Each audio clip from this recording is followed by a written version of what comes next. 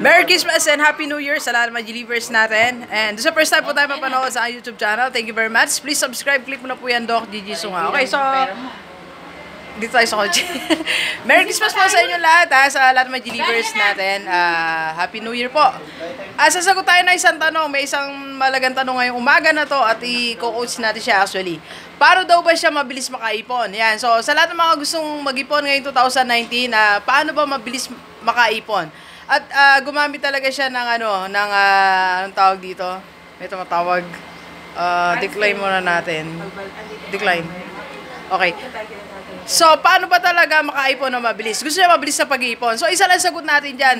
Sa lahat ng mga nanonood na yung video na YouTube, mga G-Livers, kung paano nyo gustong, okay, kung gaano nyo kabilis gusto mag-ipon, isa lang ang sagot. Ang tanong ulit ay ganito, paano ba mag-ipon ng mabilis? Isa lang ang sagot na natin dyan.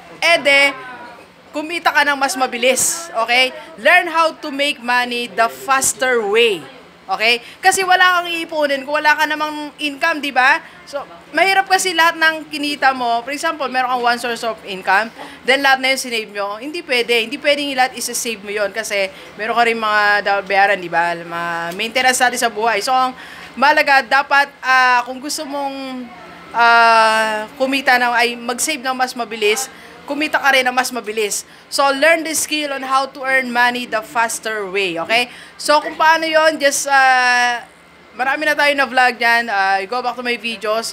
So, you just use your skills, your potentials, di ba? So, and try to see ano yung pang pwedeng gawin mo sa iyong community. Kung ano yung madadagdag mo sa community mo, ano yung needs nila na pwede mo i-contribute, and ano pa yung may tutulong mo sa marketplace, okay? So, ulitin lang natin ha. So, doon sa nagtanong kung paano daw makakapag-save ng mas mabilis, you earn money the faster way. Para yung ikikitain mo, yun ang isa-save mo, okay? Alright?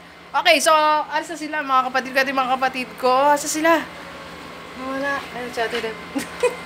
Okay, so please share this video sa lahat ng kaibigan natin, kahit OFW dito sa Pilipinas, para sama-sama tayo mula at mabagot mula na ating buhay. Alright, so thank you very much, Delivers. Enjoy the rest of the day and let's go!